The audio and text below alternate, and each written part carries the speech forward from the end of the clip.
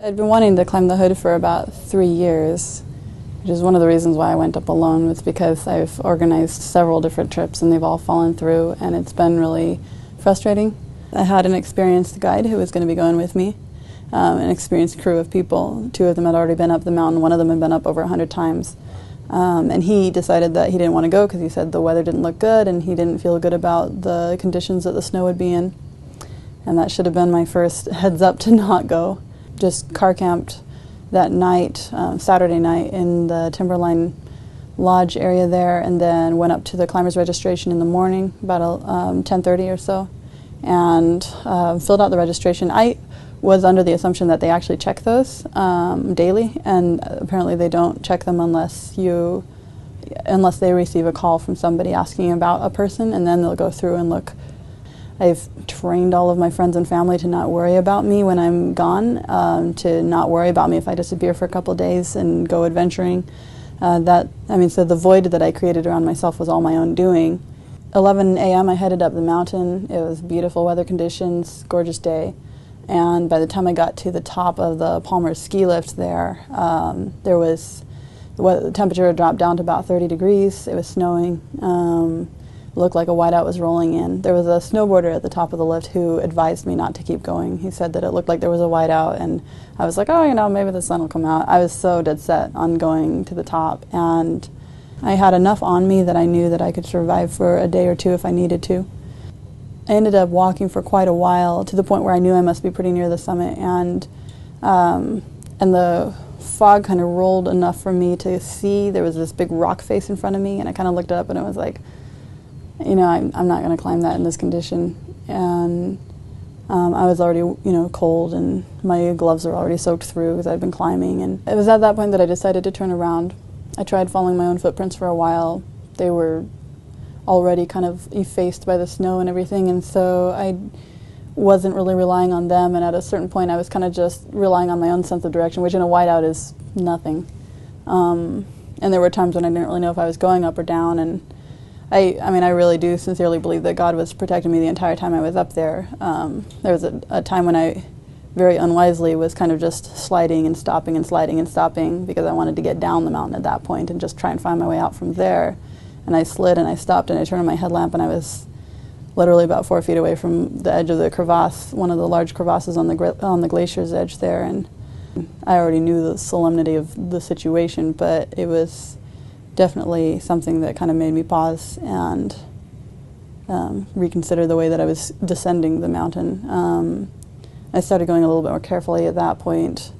I was overcorrecting, I think, when I was up there. I knew that I was on the south side of the mountain, and one of the things that the snowboarder had said before I had gone up was to be careful not to go down on the left side of that ridge on the south ascent, because you get funneled down into, I think it's White River Canyon, and it's one of the places where a lot of people get lost and kind of funneled down into.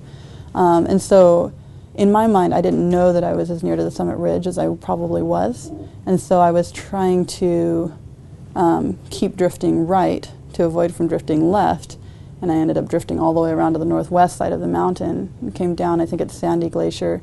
I didn't really know what it was called. I was following a snowboarder's tracks, and got to an area down there where there was a ridge coming up from the river to the canyon wall, and then there was a snowshoot going up the canyon wall, and I thought that if I could get up to that, I could use my ice axe and I could climb up and out through the snowshoot there and get out of the canyon.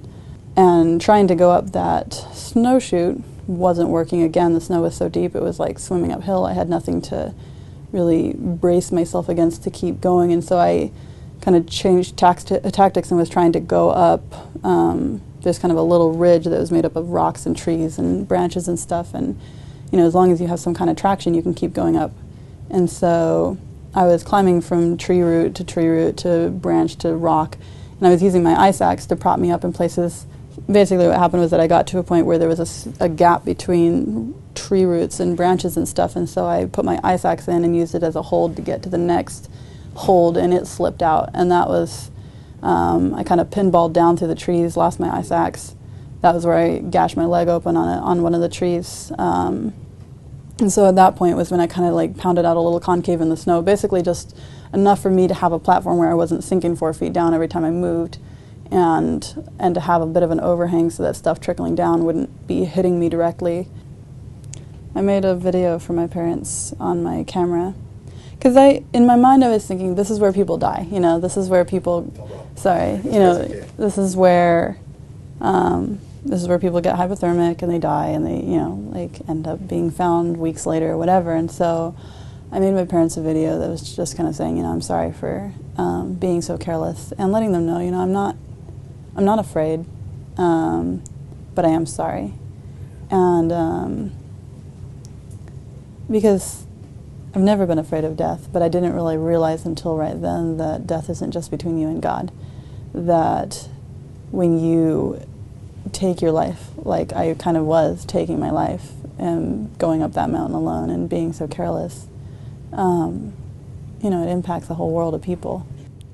Friday afternoon, I saw the search planes for the first time, and that was a weird thing. I thought that they saw me. I was so convinced that they saw me because they came down and they circled right over me. That morning I woke up and I was convinced that they were coming back for me that morning because I thought those planes had seen me last night. And so I packed up everything that morning and I went and sat back out on the ridgeline where everybody could see me, and took down my little flag and packed it up in my bag and waited. And the sun started rising. Right about when it was about to hit me was when I heard the helicopter coming down the canyon. And they flew into that same place where the search planes had flown. And there was a moment where I was really, really afraid that they would fly away as well. And I was like yelling, like, come back for me, please. And the chopper turned around and then actually did, you know, face me and started hovering. And I knew that they'd seen me at that point because they couldn't possibly not have seen me. And so at that point, I was just like, okay, you know, I'm excited. It's going to be all right. And so then they went up a little ways up the ridge, and they dropped one of their guys down on a line, and I did crawl up the ridge. I felt kind of pathetic because I was like, I wish I could like walk up there, but I was like using my little tarp crawl method there that I had worked out, and he's like sitting there at the top, just keep coming, you're good, you know, and I'm like, But I was just glad that they had seen me and thankful. I was just thanking the medic that they had dropped down, and that was a good feeling. And when we got into the helicopter, they raised us up on their line thingy, and got into the helicopter and asked them if they'd call my parents.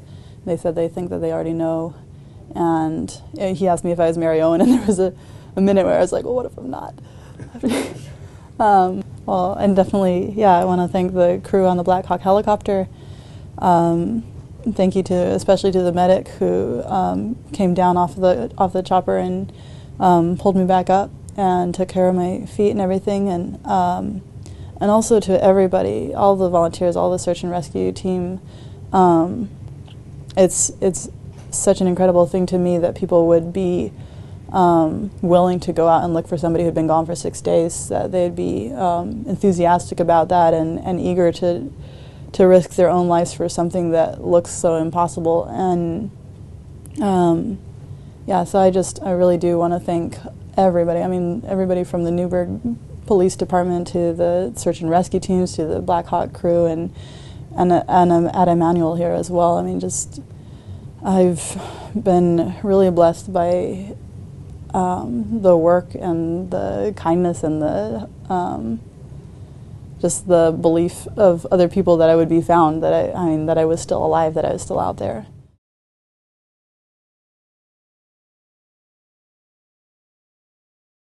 Well, I mean, first of all, don't go up alone in the snow. Generally, I wouldn't say don't ever go hiking alone, but I would say unless you're confident in your own abilities, don't go hiking alone, and don't go hiking alone in the snow even if you are confident in your abilities, because it's a whole different picture there. I actually had a GPS on me, but the batteries were low and I hadn't been using it on the mountain. I was stupid. And at that point I know a lot. Not everybody believes in God, but I do, and I really believe that His Spirit is able to enlighten our reason and able to help us to reason. And I think sometimes when when we make decisions, or when I make decisions that are completely out of his will, he'll take his spirit away from my reason, and then I'm just a dumb blonde who walks up a mountain with a GPS and doesn't use it, basically. I'd also say that after being out there, and I mean, for 6 days, I was wondering, why do people die out here? Because I wasn't dying. And there was in me the knowledge that in order for me to die, I would have to take my own life. And something that I'm pretty convinced of is that fear plays a huge role in the reasons why accidents turn into deaths. Is that something happens to you and you get hurt and you're in a compromised, vulnerable position, and people get afraid and they freak out, and their mind and their body start going downhill from that point onward.